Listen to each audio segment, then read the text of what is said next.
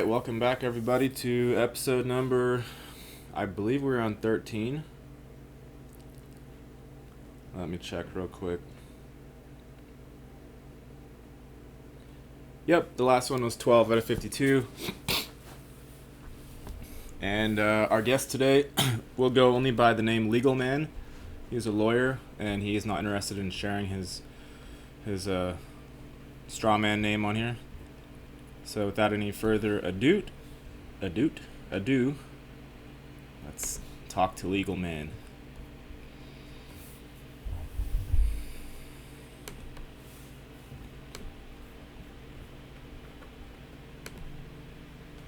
Gallery, immersive, full screen. There we go.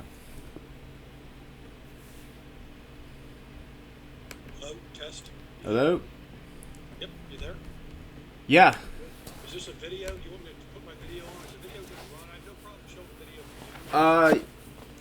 Yeah, it's video. If you're comfortable sharing your face, then yeah. That's not a problem. Okay. I need to go back out then and come back in because I don't think it's going to join it like this. You know what I Okay. mean? Because it's joined without video. So let me disconnect and come back in. Okay. Okay.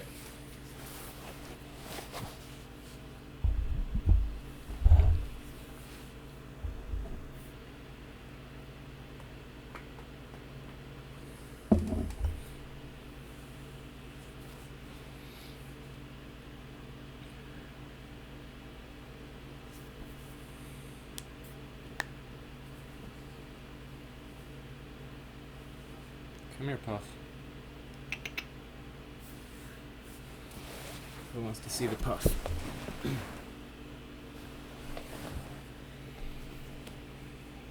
Puff is about to get on 1 pound per week schedule, just like Echo was. He's two months old on Monday. Okay. Legal Man is back.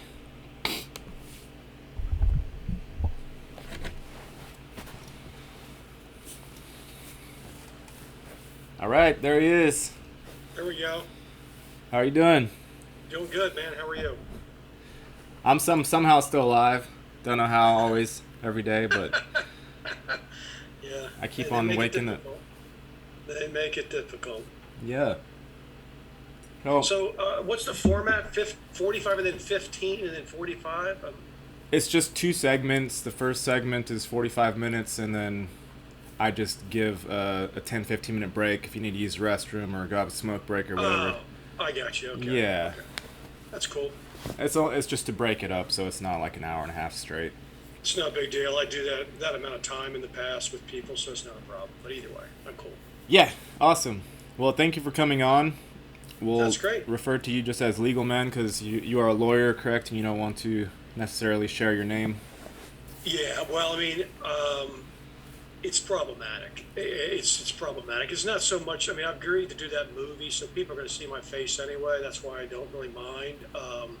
But I'm going to use a stage name, and so, you know, the stuff I discuss about the law, it's, it would definitely cause me problems in front of the courts. Now, like I said, I mean, they could ultimately find out anybody can dox anybody on the damn internet, but Right. you gotta put some layers in between.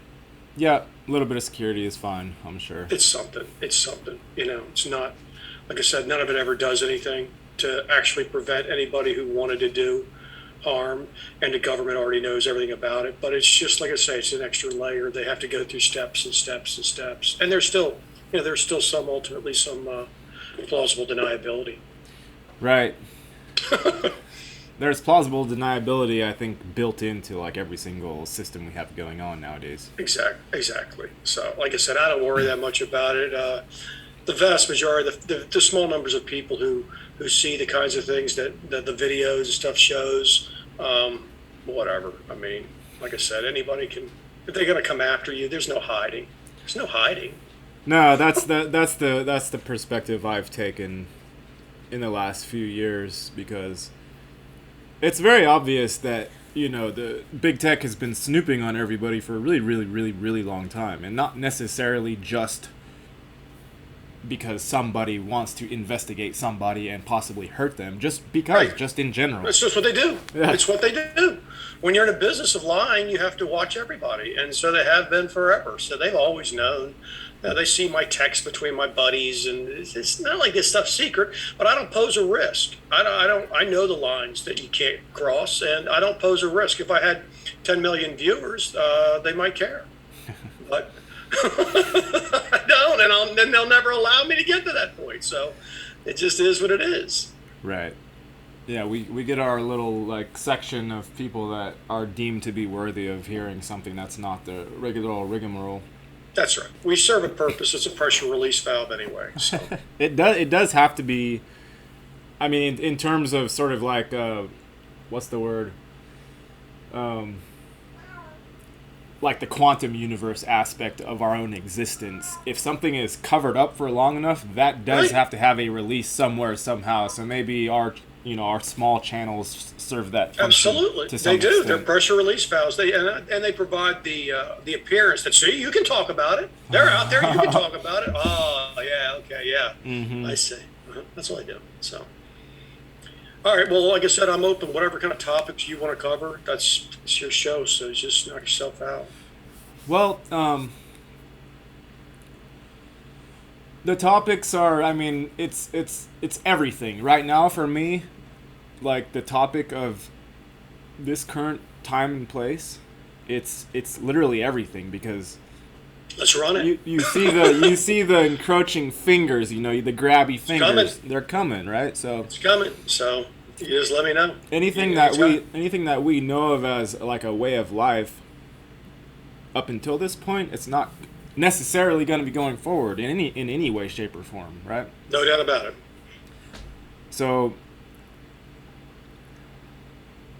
as far as discussing in general, the only thing that has ever made sense to me, if you wish to practically discuss what's going on, is what can we do as the people who actually have power, because Okay. we I'm good with that. We do have. I'm good with that. Yeah, we do have So? power, but the perspective of how to maneuver oneself within this system, which is trying to remove every God-given right, man-given right, any given right from Right. the individual, I would say that would be a good launching pad for us. All right, man. You start your recording and we'll go. We're recording. We've been recording. Oh, okay. I'm sorry. Okay, good. I started Well, good, immediately. I mean, no, I'm completely cool with it. Normally they give you a little thing that says accept recording. I'm and using so- QuickTime. I'm not using. Oh, okay. I'm Zoom. not familiar with I'm okay, boomer, but yeah. I'm good with discussing whatever you like with regards to what we can do. I did a show very recently that was about what we can do as a practical matter, at least at the so-called political level. Even though I'm not a big believer in the political level, I get so much harassment about what's your plan? What's your plan? I get that crap all the time, and fundamentally, my plan is that you have to get more people to understand the real problem. That's really the problem. If more people understood what was really going on, it'd be very easy to resolve all these problems. Until you get more people to understand, it's virtually impossible because we're such a small minority. But there are things that can get done, and they're very practical things that can get done, and at least theoretically can get done. And I suspect none of them are actually going to get done, but they could get done. And if any of them were implemented, the whole entire system would change very, very quickly. Okay, so what's the problem from your Well, perspective? the number one thing I think, if people want to start actually running around, people want to organize. They want, okay, but in any state you can get it in, and we need to get it in as many states as possible. You need to get the issue of secession on the ballot, and it has to run every single time there's a statewide election. Every single time. Now, it's not sufficient to have it run once like they're trying to do in Texas. Oh, the special ballots. No, it needs to run every single time, because the fundamental problem in this country right now is that there's no consent. See, the people are not consenting to any of this crap. They run around acting like they consent because they're voting, because they can vote for one of two of the same exact team. But that doesn't make any damn difference. But if secession was on the ballot every single time, And you would not only would you open up an argument and a discussion and people would start understanding it, but they wouldn't be able to kookify it and act like, oh, this is a one-time thing and see the people voted and blah, blah, blah. And I think inside of that movement, you also have to say that there has to be more than just simple majority voting in favor of staying in every single time, because a huge number of people aren't allowed to vote at all. See, they're not even allowed to vote. They talk about how only about half of the eligible voters vote each time. Well, there's huge numbers of people who aren't, quote, eligible voters, but they're all locked into it. You certainly can't simply assume their consent. You need to get people's express consent to whatever the government's going to be each time. And if the government can't carry that burden for us to stay inside this huge, ridiculous monolith called the federal government, well, then you should be leaving. And so I think 2/3, 3/4 of the people should have to vote every single time expressly that they want to stay in. Because if you don't want to stay in, that's what consent would actually look like each time. It's like, well, they're just assuming in a way that this vote from 200 years ago, I've never, ever been offered a vote in, is somehow valid and binding every time. No. If this is not going to be a direct democracy where people get to tell you whether they want the government to do something, whether they want the government at all, has to be on the ballot. And that needs to be on there every single time. It's not sufficient to say, oh, some time ago. People become citizens all the time. People become 18. They go to age of majority. People lose their rights all the time. There's lots of people who don't vote each time. It needs to be on there every single time. And the reason that would be so powerful is that just imagine what if the federal government knew that every single time they were up there jacking around, passing stupid miscellaneous crap, screwing over some single state that has no power, making a constitutional amendment to protect your state. It takes 75% of all the other states to agree. So 75% of the states are free to screw over 25% of the states at all times under the system. So the only way you can have actual consent that can be voiced by the people in those minority states is that they have to at any time be the chance that, well, you guys can try to screw us over. That's fine. We're leaving. And then the federal government would know each time they have to make their strong case to stay in this giant system.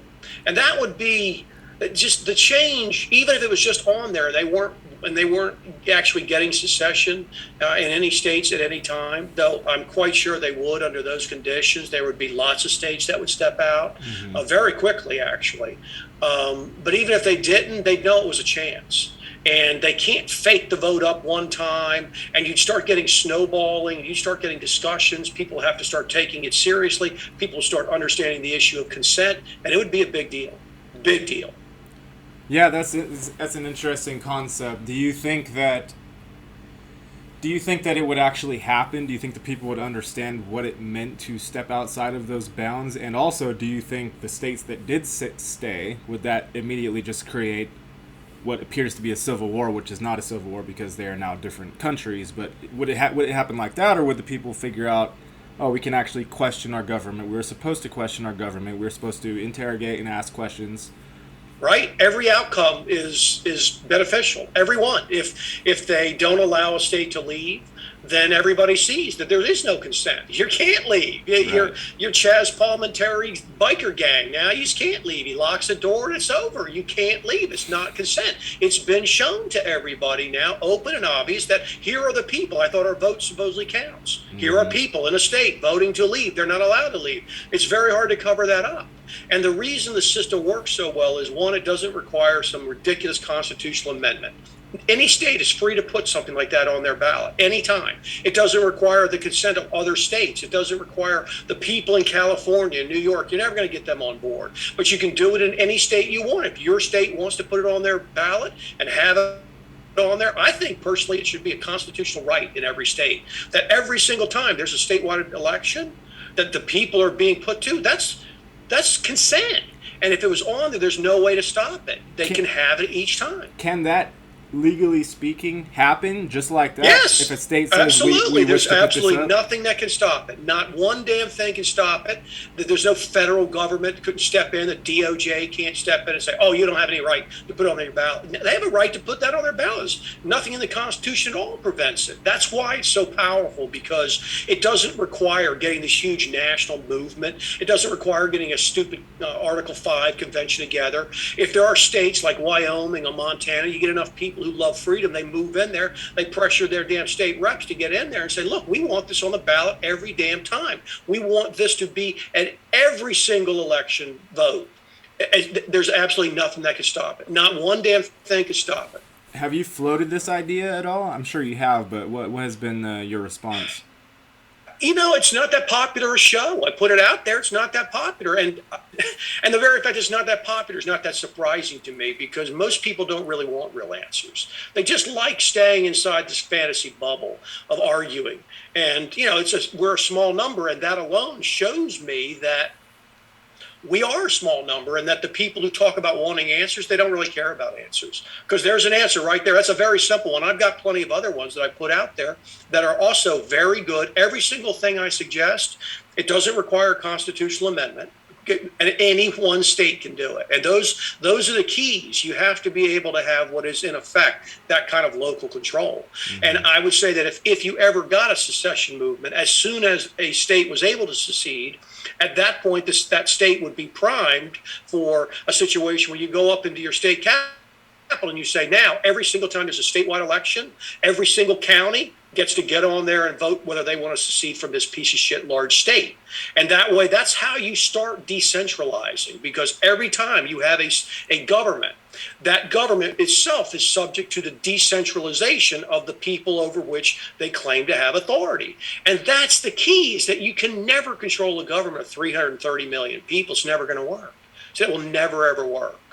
And so secession would be my very first one. You have to do that. The second thing I think that absolutely has to be on there is that every single law that's on the books, it has to sunset every single time a new legislature is brought in. So every time you vote and you have new representation, any law that's on the book, it sunsets out, and the new legislature has to vote to approve the law. That's what consent looks like. You can't have, that law's been on the books 10 years ago. Well, the people made it think that law sucks. That law's gone. Every single time you have to have the legislature saying, here's the laws we're going to put on the books. Here's what the people who brought us in here as so-called representatives agree to. You have to read those laws out, and you got to vote on them.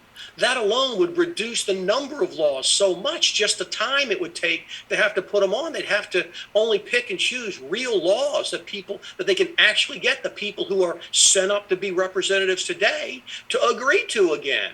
That, again, would solve a tremendous amount of problems that we have with all these excess laws that have been running on forever and ever. There's no sunset provisions on any of them. You got laws that have been on the books for 100 years. It's utterly ridiculous. Does that mean that there are some laws that essentially have no expiration date whatsoever? Like, if somebody doesn't come in and say something about it, it can just go on for an all laws, indeterminate... unless they have a sunset provision, are on the books until they're repealed.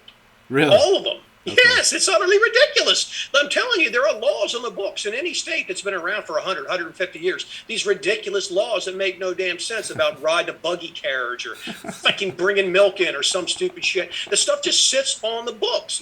And they create these agencies and all this other stuff.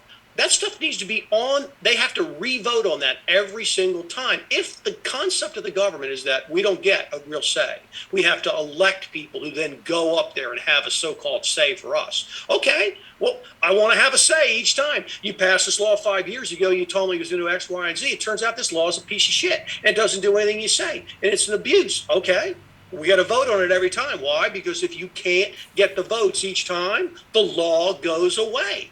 Again, that's what actual consent of the people looks like. It's what it looks like. It's not complicated. It's so difficult to understand how anybody can object to that and then claim you live in a government that has the consent of the people. That's a representative republic.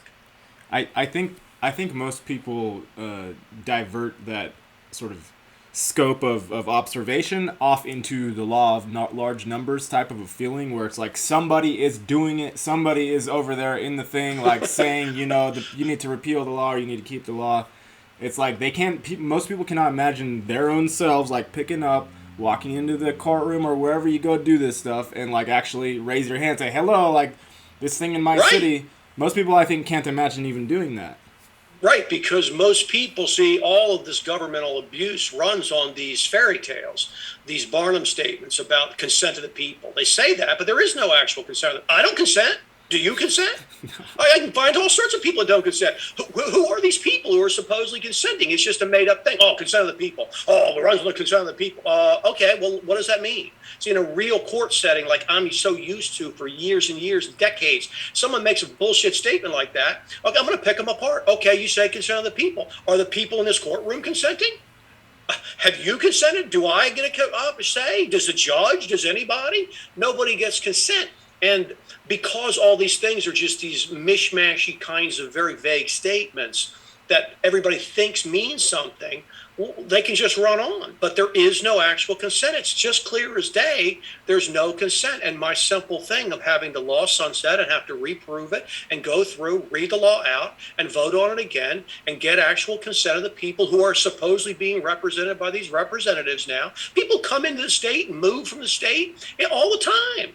And so who says that the people from 10 years ago are they don't have any right to bind me? See, people don't understand that even the Congress itself, one Congress, it can't bind the next Congress. They know that. Congress knows that one Congress can't bind the next Congress. But then the Congress purports to be able to bind me for all times by passing one stupid law 25 years ago on some jacked up set of lies. And then, that's a law. We just keep imposing it. And then you have to supposedly get the Supreme Court in your state to overrule it. Or you have to get control of the House and get the thing brought up for vote. No, it automatically has to come up for vote every single time the House turns over in the legislative body of the people, and they have to reapprove it.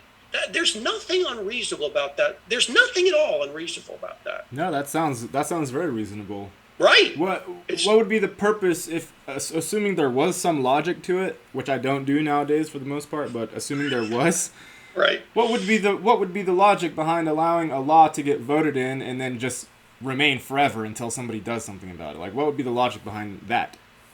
Well, the logic behind it is the same logic that tells everybody that we got the consent of the people, that the entire system of government is not what people are told. It's not about helping the people. It's a control system so that a very small group of people can control a very large group of people through fraud and force. And one of the frauds they commit on a daily basis is this idea that laws somehow are there to help you in some form or fashion that the state passes. Well, as long as you accept these ridiculous sort of narratives that they put out there, well, then it makes perfect sense. We passed it. That's the law and order. Tell it to the judge. All this other stupid crap they say endlessly, and that people have no idea what they're talking about. They've never thought about the concepts beyond this very sort of sixth grade civics class nonsense about, well, it's a law. It's a law. It bounces around. It gets authorized in a bill, and it bounces from here to there to there. The next thing you know, it's a law. It gets signed in. It's a law, as though that's some kind of magical thing. It's not. It is like it's magical in the sense that it's burned into people's minds. You know, when you see a sign that says it's the law, like you have that gut, like, there's a thing, like, you know, somehow that got burned. It's like cattle branding on you or something. Oh yeah, well, I mean, it's why anyone looks at the primetime lineup on television, even for the last basically 15, 20 years. It's just a nonstop propaganda brainwashing about law and order with district attorneys and police shows and judges who care so much, DAs trying to get to the truth, and honest cops struggling with some horse shit. That's all made up. That's all brainwashing. The CIA and the FBI, anybody can see in the news that they're corrupt as hell and nothing happens to them. Mm-hmm. But the brainwashing, because they've done study after study, and it shows people have no ability to be able to distinguish between a memory that they got from television and a memory from real life. They are identical in people's memories. And so they can't remember, they think that's real. So they see all these stupid TV, courtroom dramas, and they imagine that that's really what it's all about. And so they run that nonstop. And of course, that benefits the system fantastically, Mm-hmm. because then you can set up any kind of control system you want, and the people will run around and tell me about law and order. The example that I always give people, that I'm sure you're quite familiar with, are these idiots who run around with the "Don't Tread on Me" flag right next to the "I back the blue," support the, back the blue kind of flag. It's like, dude, who do you think's treading on you? Who do you think is going to come up and tread on your ass for disobeying the law? Them. Oh, my Second Amendment, you can have it, you pry it out of my cold dead hands, and then back the blue, support the cops. It's like, Mm-hmm. dude, who do you think's going to pry it out of your cold dead hands?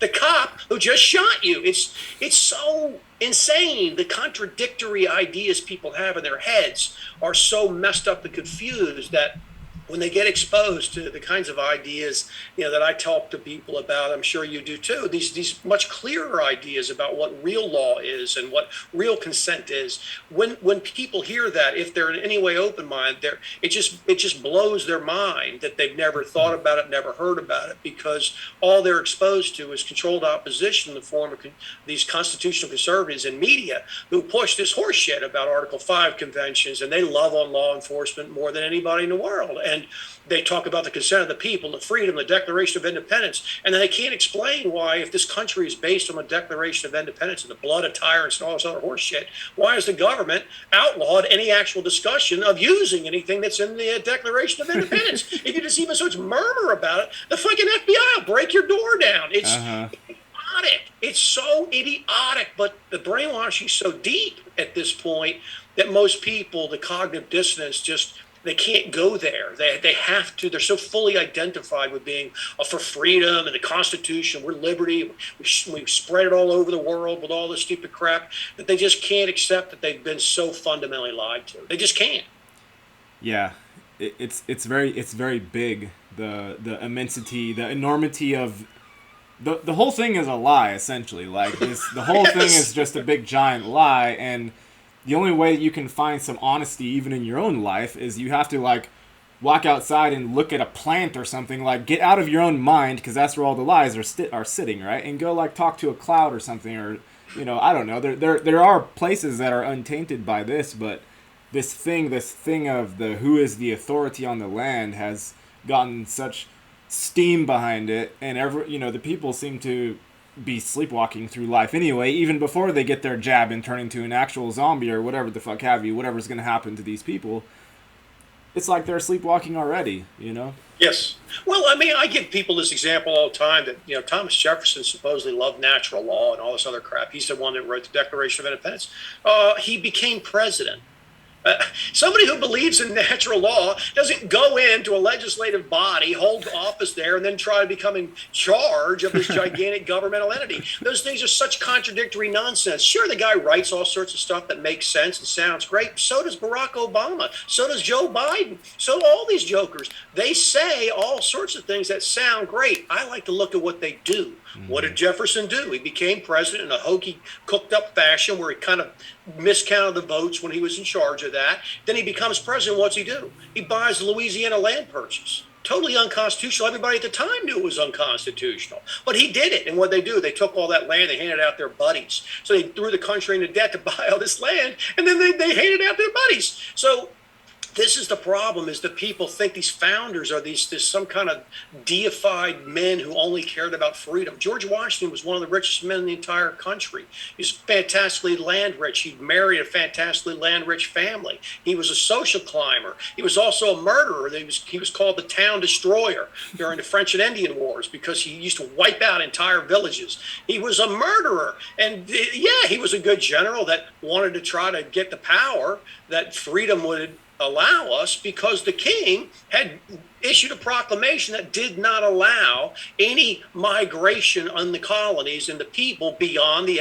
Appalachian Mountains. And that happened in the 1760s. And right from there, that's when they started stirring up problems about freedom. And then we get this fairy tale about some stupid tea tax. It's ridiculous. It's as fake as the weapons of mass destruction fantasies. The stories about why we go to war are fantasies, and the reason we fought the Revolutionary War is a fantasy. We fought it because the entire scam back there was a land gang. That's it. There was no tech billionaires. It was a land game. The only thing was land, and they knew there was all this damn land out there, and they know they had contracts that gave them so-called rights to this land that was out there beyond the Appalachian Mountains, and they had never even seen, that plenty of people were already living on, but they knew if they could go out there with the proper amount of weapons, which were far superior to what the people out there had, they could take it. This was a once in a, not even a lifetime, once in 1,000-year opportunity to go out and just get land for virtual free. Mm-hmm. And so they ginned up this fantasy, and the constitutional conservatives continue to push it. How many people know that Patrick Henry refused to go to the Constitutional Convention because he said he smelled a rat in Philadelphia? How many people know that? You know, he's give me liberty or give me death. And then they think that we fought a Revolutionary War to have the Constitution. Bullshit. We fought the Revolutionary War. At the end of it, we had the Articles of Confederation, and fantastically decentralized, very unpowerful federal government. That's what we got. Then when the guys like Washington, these other guys realized, shit, we're going to lose the opportunity here. It's like 12, 13 years later, these guys are getting old. They're kind of so-called, you know, their throw weight for social change was disappearing. And then they decided we got to go and get a constitution. What's the story we're told? Oh, we needed a constitution because the other government wasn't working. Oh, it's too many arguments between states. We had to be more powerful. Needed a more powerful central government. Why? But where was the clamoring for it? There wasn't any. It's lies. It was designed that no different than if Jeff Bezos and Mark fucking Zuckerberg and Warren Buffett all went into some kind of secret chamber and came out and said, we found a great plan to help the country. Would anyone believe that shit? No, you wouldn't believe it. You know it was a scam. And that's what the Constitution was from day one. That's what it was from day one. So you're saying at some point the centralized nature of the government as it was sort of forming was not as centralized as they wanted to, so they made up an excuse to centralize more and give it more power. Absolutely. And that entire history of the Articles of Confederation is completely obliterated from virtually all any history classes that the government schools teach. Because the fundamental differences between the Articles of Confederation and the piece of crap we have now are very simple. And they are that the Articles of Confederation government had no power and authority to tax. All they could do is ask the states for certain amounts of contributions. They could ask them, that's all. And the states, it was in the states' power to raise the taxes themselves, and if they thought the federal government was doing something good with it, they'd give them their portion. And if they didn't, they wouldn't. Then you also had, think how everything would change if the federal government couldn't do that. Huge, right? It's huge. Sounds they great. Also, the representation that was offered in there, every state was equally represented. I think they each got 2 votes. So it wasn't about how many people you had. This was about states' power. That's what we hear all the time. Oh, it's Republican. States power. Blah, blah, blah. It's all bullshit. That's all been blown out. It's been blown out with the Constitution. Then they blew it out since then when they changed the way senators were elected. And then they capped the number of people who you even get representatives from. But then the next thing, so you had two votes from every state. Oh, think how powerful that would be. Everything you see, all the horseshit legislation you see the federal government, none of that stuff could have ever passed. Everybody's seen the maps, red and blue. The massive amount of it is all red. Okay, all those states would have voted no. So none of this shit would ever pass. The other thing that was involved in the Articles of Confederation is that to do anything of any real substance, there had to be unanimity. You had to get every state's vote, every state's agreement, otherwise it wouldn't pass. And then the bulk of the rest of the stuff, they needed supermajorities of 75%. Okay, so you had to get 75%. If those were still in, you never could have grown the government. Another thing they had was there was no unified so-called judiciary, even though I've explained that to people endlessly, that the Supreme Court is not the law of the land. It has nothing to do with being the law of the land. Nobody would agree to such a ridiculous, absurd paradigm of an Star Chamber, taking some case that you have nothing to say about into chambers and secretly hearing about it, coming out and announcing like an oracle that this is now the law of the land and we all have to obey it. It's utterly idiotic. The Supreme Court knows that's not its job. It has judicial authority. That's just the authority to hear one single case. That's it. If you're not joining that case, if they don't have subject matter jurisdiction over you and personal jurisdiction, the case does not bind you. They couldn't order me to cut my beard. They couldn't order me to cut down a tree. They couldn't order me to do jack shit unless I'm joined in the case. But I'm supposed to believe that I'm bound to every damn decision they've ever issued? And everybody, if the future is absurd. So There was no centralized authority. do we have as a people, I don't even want to say a country, but as a people, do we have a law of the land other than like universal commercial code or something? Like, do we even have a sort of like thing that is outside of what you're saying the Supreme Court claimed to have? Well, you have what the so-called Congress in the United States purports to pass laws all the time that supposedly apply to everybody. It's utterly ridiculous. They so far outstripped all of their limited authority in the Constitution. It's laughable. But that's what they claim. You have to obey it all. There's the law of the land is just a made-up thing. It's again just once you get outside natural law, once you step outside natural law and you start getting these legislative statutory creations, you are in the realm of fantasy. There is no such thing as the consent of the people. There is no such thing as authority. They don't have the authority to take my rights away just because they want to vote. Who cares? Who cares? They want to vote. So what? I don't understand. Can they just vote? If enough people vote, can they just kill me? Okay, can they just turn me into a slave? Oh, well, there was a vote. It's like, dude, I don't agree. Nobody agrees that I can just have my rights taken away because of a vote. But they do that. And I explain to people all the time that all it takes to violate the Constitution, the only thing it takes is that they win a vote. So they tell you it's a limited government. Oh, it has to obey this, limited that, and all this other bullshit. None of that's true. Look around. What do they have to actually do? They have to win a vote through and now they can just completely openly fake votes. Mm-hmm. They get in and they can pass what they want. And what stops it? Nothing stops it. You have to obey it. And so to say that they have to stay within these bounds, those again, it's just a made up thing, like saying they have the consent. Oh, they're bound. They're bound to stay inside the Constitution. Well, the Democrats say this is inside the Constitution. Oh, okay. The Republicans say it's inside the Constitution. Now what can you do? Oh, we can try and impeach them. So even impeachment makes no sense. See, when the Constitution was originally written, and until it was amended after 1800 election, which Jefferson scammed up and got in there, the losing party, whoever lost, got the second most votes, they become the vice president. So in effect, Donald Trump would be the vice president to Joe Biden under the original arrangement. That's how it actually would work. Well, then, under a circumstance like that, impeachment makes some sense, right? Hey, this guy's a crook. Impeach him, get him out, Trump goes in. Okay, that would make sense at least. Now you impeach him and get him out, who goes in? Kamala Harris? They're a hand-picked scammer? It doesn't make any sense. See, when they didn't amend the impeachment portion, when they amended the way the president gets elected with the vice president, again, the jig is up. There you go. Anybody who can read the document as a lawyer sees, well, there you go. It doesn't work because now your opponent is not your vice president. Now, your hand-picked scammer is your vice president. So even if you get the guy out, what does it do? They pass a law. It's no good. I hear it all the time. Joe Biden needs to be impeached. Oh, for what he did in Afghanistan, all this stupid crap. So you impeach him. Even if you could get him, which you can't because you don't have the votes. Like I said, all it takes to violate the Constitution is to lose. Even if you could get them impeached, what do you get? You get Kamala Harris. What's the point of going through a charade in order to have that be the result? See, nothing about it makes any sense if you just objectively look at it.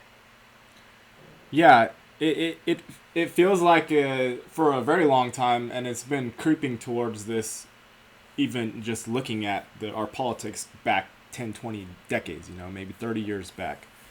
But it appears mostly that money and affluence and sort of connections are what makes somebody a viable candidate to be anywhere on there. Even just a local representative, it seems like you have to have something going on. You don't just, I can't just say, hey, my name's Gary and here's what I think about this country and where we should be headed, or even my local state and my local city here, and this is what I want to, this is how I wish to contribute. I can't just raise my hand and have everyone in the room that says I, then Gary's on the ballot now, right? Can I do that? Is that allowed? Yeah, nothing's going to happen. No, of course not. And it's very simply traceable too. And that is that when this country was so-called founded on the faked up constitutional ratification vote, which was a joke, they called out the military in Delaware. So many people were pissed off about how corrupt it was. None of that's taught. But even after you got that stupid faked up vote, a number of people who were actual, say, represented by the so-called single representative you sent to Washington, that number, if you break it down and you just start looking at the math, it represented about 5,000 people. 5,000 people, maybe 8, 9,000 people, depending on how you want to count it. But if we were going to have the same representation, because you have women voting, you have basically no land requirements, strip out all of the incredible amount of limitations, so few people could actually vote in those kinds of elections back then. How many representatives in Congress, as opposed to the 435, do you think it would take to get the same kind of representation that they had back then when the Constitution was founded? How many do you think it would take? If it was one per 5,000 people, is that what you're saying? No, if it's just roughly the same amount. Yeah, the same kind of representation that people agreed to. How much? A lot, a whole lot. Yeah, it's like almost 50,000 representatives up there. Okay, so Right. people want to know, how do you get the money out of Congress? You make the people actually represented like they were when the Constitution was founded. If you only had to convince 5 or 10,000 people, and that's not even 5 or 10,000 voters. That's 5 or 10,000 people. That's actually a local election. Most even, like in the city I live in, it's a small suburb outside of a big city. It's got 250,000 people in it. In the town, so like the city council, each one of those city council members, they represent 25 to 30,000 people. And that's the most local you can get. That's super local. It doesn't cost much money to run that. But even with that, I'm talking about something that's 5 times more local, 5 times cheaper to run. Well, you can go knock on the doors of people at 10,000 people. You can meet your actual people you can represent. And guess what? It doesn't take any money at all. And no amount of so-called big money could roll in there and make any damn difference, because you can go actually meet the people. They would know you. They would have access to you. So you say, well, why is it like it is? Well, it is like it is because the system is set up to be a scam.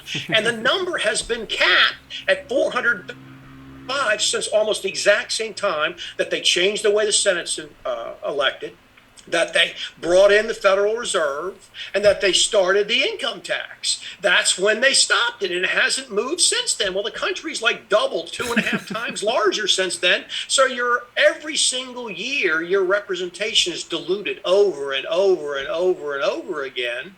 And that's just the way it is. And people accept it because there's so much brainwashing about, we have 535 people, we have 100 senators and 435, as though that's some kind of thing written in stone. It was increasing the whole time up to the time they capped it.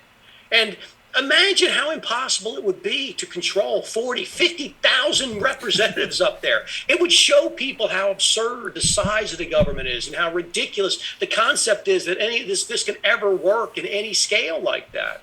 So simple things like that are what people need to understand about the system. So just to do a little bit of quick math, what you're saying for the people listening, we're saying 435 people in government, right? This is our representative government. That's the House of Representatives. And that is supposed to represent 350 million people, right? Roughly. Yes, in the right. United States. When the country was founded, the very first census they took, it was about 3 million people in there. And of course, they had a huge number of slaves were counted in that. You had half of them were women, and the vast majority of people who were even, first of all, the age was massively skewed young because so many people died in childhood diseases and accidents and everything else. So we don't even have demographics for how young the country was, but it was really young. And so in order to vote, every single state decided, well, you had to be a landowner or most, you had to be a man of good character and all this miscellaneous crap. Almost nobody could vote. Almost nobody could vote. And so you had 3 million people and you had 100 members of Congress. Okay, so you can do your own calculations of when you just start stripping it down. We got more than 100 times more people now. So straight off the bat, you'd need 10,000, even if there were no women. You bring the women in, now you need 20,000. Now you got to get slaves. Now you get rid of the landowners. You just start stacking up instantaneously, and the government didn't do anything. If the government's going to tell you how much water can flush in your damn toilet, like they do today, and tell you have to hire some trans to be a receptionist, if they were going to give you that kind of authority, they'd have demanded way more representation. So realistically, to have a government like this, you need 150,000 representatives up there to even get close to something anybody would ever agree to. Yeah. And again, it's back to consent. I divided the numbers just so we can get a basic idea, and it's 804,000 people per representative.